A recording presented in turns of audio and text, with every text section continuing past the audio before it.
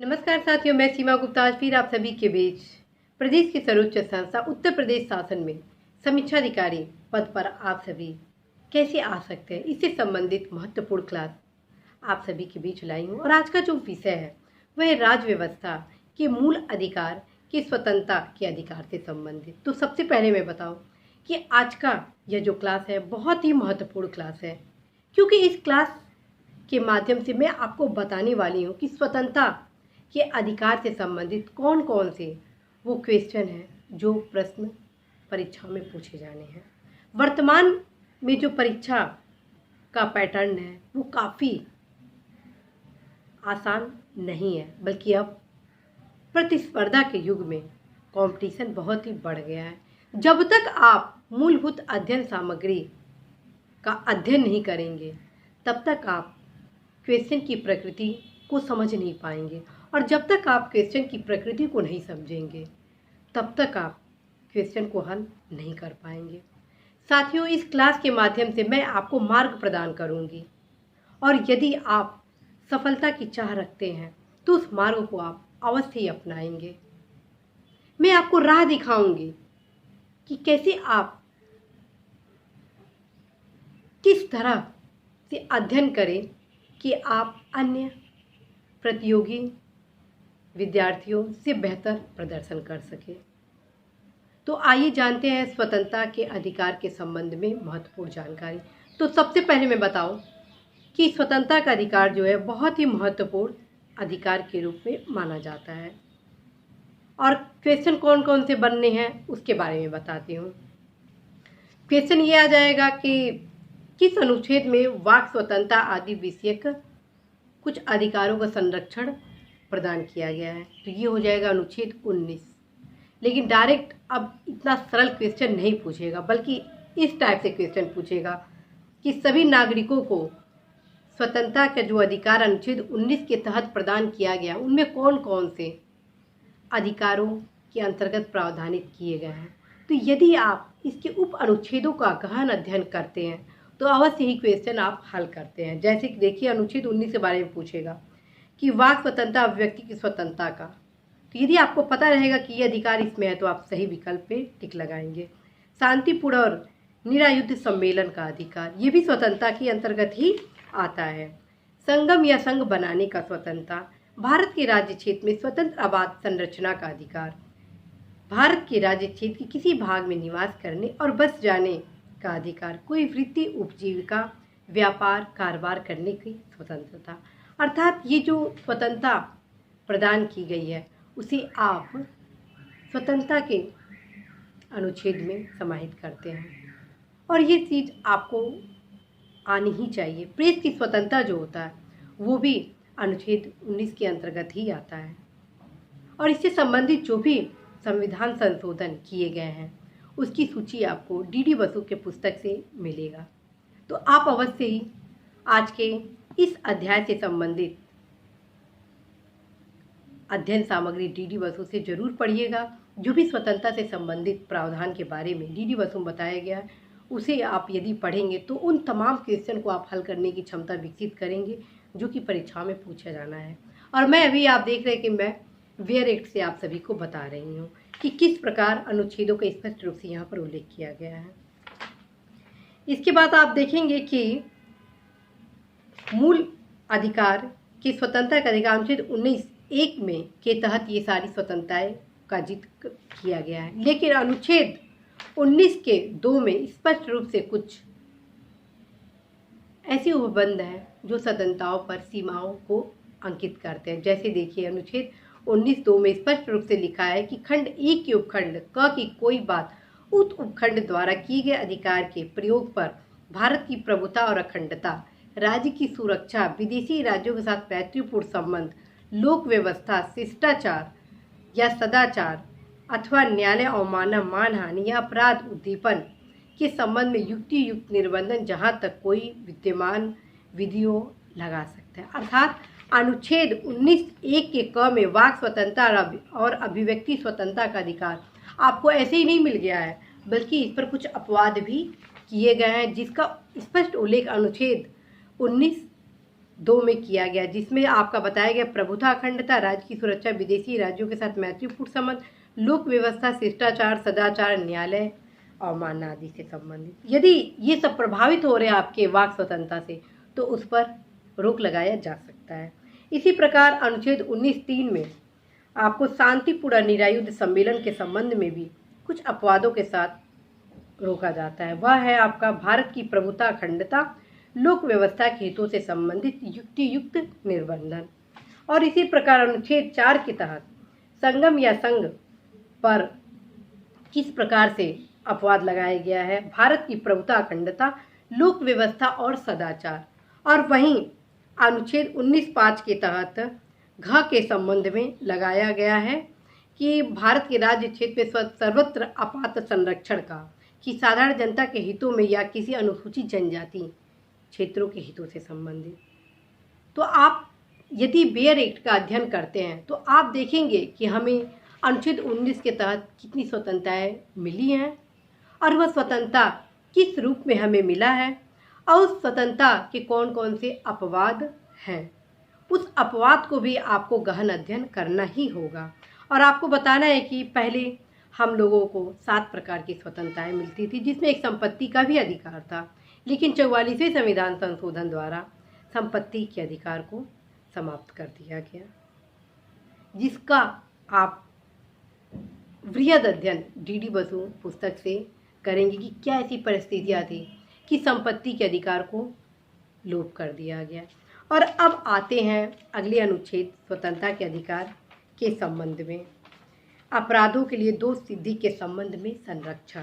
अनुच्छेद 20 में स्पष्ट रूप से है अपराधों के लिए दोष सिद्धि के संबंध में संरक्षण।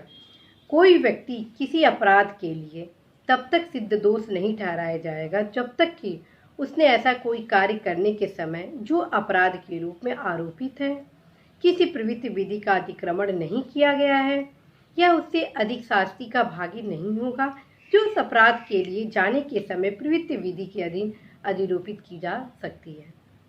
अर्थात आप जाने कि अनुच्छेद 20 के तहत अपराधों के लिए दोष सिद्धि के संबंध में संरक्षण में मिल रहा है। वहीं अनुच्छेद 21 के अंतर्गत प्राण और दैहिक स्वतंत्रता का संरक्षण प्रदान किया गया है।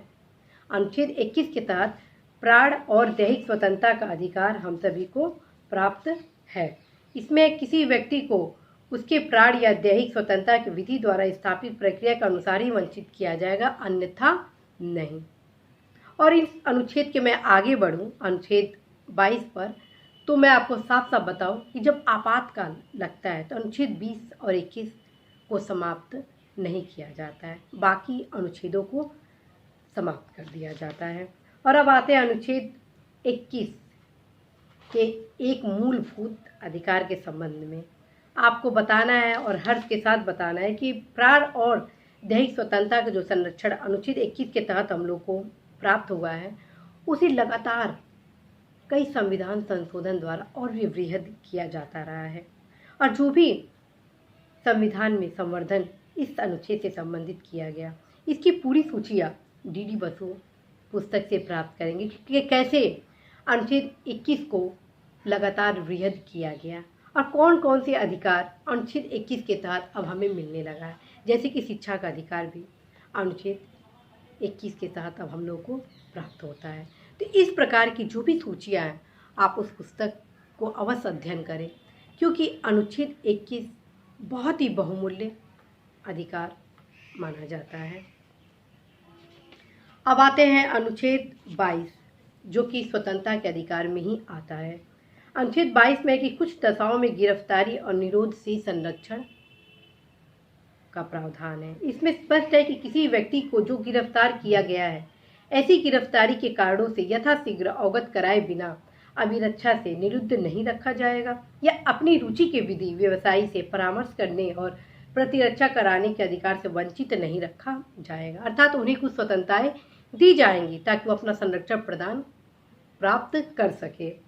प्रत्येक व्यक्ति को जो गिरफ्तार किया गया है और अभिरक्षा के निरुद्ध रखा गया है, गिरफ्तारी के स्थान से मजिस्ट्रेट के न्यायालय तक यात्रा के लिए आवश्यक समय को छोड़कर ऐसी गिरफ्तारी से 24 घंटे, ध्यान रखिएगा 24 घंटा परीक्षाओं में 24 घंटे की जगह पे 36 घंटा आ जाएगा या 38 घंटा आ जाएगा। तो आप इन सब छोटे छोटे बातों को ध्यान रखेंगे कि कैसे आपको इस व्यय रिक्त का अध्ययन करना है और कौन कौन से ऐसे प्रावधान हैं जिससे क्वेश्चन बन सकते हैं। आपको एक एक पॉइंट देखना होगा, क्योंकि क्वेश्चन अब सीधे विकल्प पे नहीं आता है, घुमा फिरा कर आएगा। आपको 4 विकल्पों में 3-3 एक्स्ट्रा विकल्प दे दिए जाएंगे, जिससे कहीं ना कहीं क्वेश्चन और टफ हो जाता है। और लेकिन यदि आप पढ़े रहते हैं तो आपके लिए सरलता महसूस होगा। इसमें स्पष्ट दिया है कि ऐसे किसी व्यक्ति को मजिस्ट्रेट के प्राधिकार के बिना उक्त अवधि से अधिक अवधि के लिए अभिरक्षा निरुद्ध नहीं रखा जाएगा।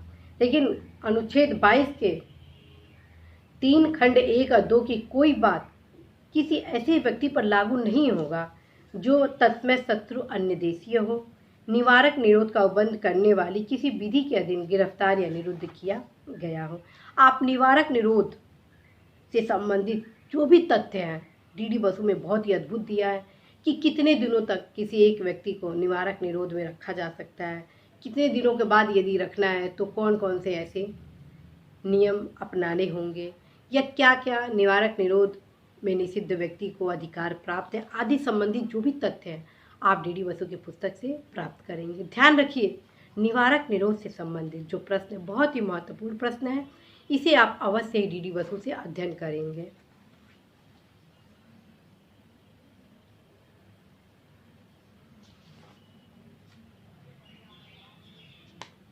तो इस प्रकार आप देखें कि स्वतंत्रता का जो अधिकार मूल अधिकार के तहत मिला है वह बेहद खास है, और कैसे अनुच्छेद 19, 20, 21, 22 के अंतर्गत हम मूल अधिकार के स्वतंत्रता के अधिकार को प्राप्त करते हैं और परीक्षाओं में किस प्रकार से प्रश्न बनने वाले हैं। अर्थात मैं आपको ये बताने वाली हूँ कि परीक्षा में अब सहजता ही क्वेश्चन नहीं बनता है स्ट्रेट फॉरवर्ड या पॉइंट टू पॉइंट की, बस आपको 4 छोटे छोटे विकल्प दे दिए और आप उस पर टिक लगा दिए। अब प्रतिस्पर्धा का दौर है, और प्रतिस्पर्धा का दौर अब परीक्षाओं में भी आप देखेंगे। अब आप प्रश्न तभी हल कर पाएंगे जब आप पुस्तकों का गहन अध्ययन करेंगे। कोचिंग आपको मार्गदर्शन प्रदान करते हैं, कोई भी अध्यापक, कोई भी गुरु आपको मार्गदर्शन प्रदान करते हैं, परिश्रम आपको स्वयं करना होता है। यदि मैं आपको बता रही हूँ कि आपको डीडी बसु पढ़ना ही होगा तो आप अवश्य पढ़िए, क्योंकि मात्र आप समीक्षा अधिकारी में प्रारंभिक परीक्षा ही सफल होकर संतुष्ट आप नहीं होंगे, बल्कि आपको मुख्य परीक्षा भी पास करना होगा, तभी आप सफल होंगे। और उसके लिए ज़रूरी है कि विषयों पर गहन पकड़ हो, और यह पकड़ तभी मजबूत होगा जब आप तकनीक को जानें कि कैसे आप एक तकनीक के माध्यम से आप परीक्षा में अधिक नंबर लाएंगे। वह तकनीक है आपका परिश्रम, ऑथेंटिक जो किताब है उसको पढ़ना। तो आज मैं चलते चलते आप सभी को होमवर्क देती हूँ कि मूल अधिकार के जो स्वतंत्रता से संबंधित अनुच्छेद हैं 19, 20, 21, 22 उसका गहन अध्ययन आप व्यय एक्ट से करेंगे। इसके अतिरिक्त डीडी बसु पुस्तक से स्वतंत्रता के अधिकार से संबंधित जो भी तथ्य दिए गए हैं, सामग्री दिए गए हैं, विश्लेषणात्मक अध्ययन दिए गए, उनका समस्त अध्ययन करेंगे। साथ में अनुच्छेद 20, 21, 22 से संबंधित जो भी संविधान संशोधन किए गए हैं जिसका उल्लेख आप स्पष्ट रूप से डीडी बसु की पुस्तक में देखेंगे, उसको आप अवश्य ही याद कर लेंगे। और रात को सोने से पहले घटना चक्र के सामान्य अध्ययन का जो पूर्वावलोकन है राज्य व्यवस्था का, उससे आप मूल अधिकार के स्वतंत्रता के अधिकार से संबंधित जो भी प्रश्न हैं उसका आप अवश्य ही हल करेंगे, और जो क्वेश्चन आप हल नहीं कर पाते हैं उस पर गोल टिक लगाएंगे ताकि उसे दोबारा आप पढ़ सकें। तो साथियों, मुझे पूरा भरोसा है कि आप अवश्य ही परिश्रम करेंगे और अपने परिश्रम को सफल बनाकर प्रदेश की सर्वोच्च संस्था उत्तर प्रदेश शासन में समीक्षा अधिकारी के पद पर आएंगे। इसी महत्वपूर्ण क्लास के साथ मैं सीमा गुप्ता आप सभी से विदा लेती हूँ। नमस्कार।